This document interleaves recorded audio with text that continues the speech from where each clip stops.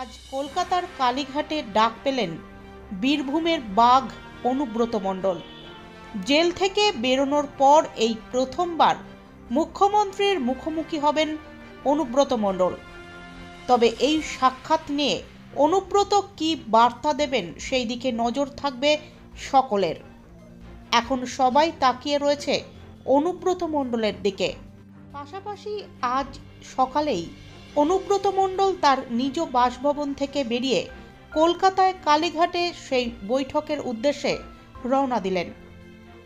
2 বছর পর অনুব্রত মণ্ডলকে আবার দেখা যাবে কালীঘাটের বৈঠকে।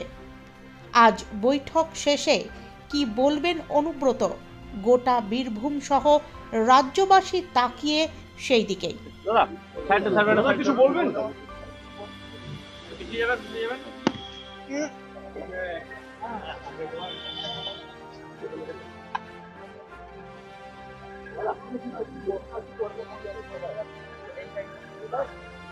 আজকে কলকাতায় মিটিং আছে, মিটিং এ যাচ্ছে। দাদা কেমন লাগছে 2 বছর পর আপনি দিদির সঙ্গে দেখা করবেন? কেমন লাগছে দাদা? ভাই দিদির সঙ্গে দেখা করবে, এটা ভালোই তো লাগবে ভাই। দাদা কি প্রস্তাব রাখবেন দাদা? প্রস্তাব রাখবেন দাদা? স্যার 2 বছর পরে যাচ্ছেন, কেমন লাগছে? বললাম ভাই দিদির কাছে যাবে, তো দিদির কাছে ভাই যাবে, অসুবিধা কি আছে?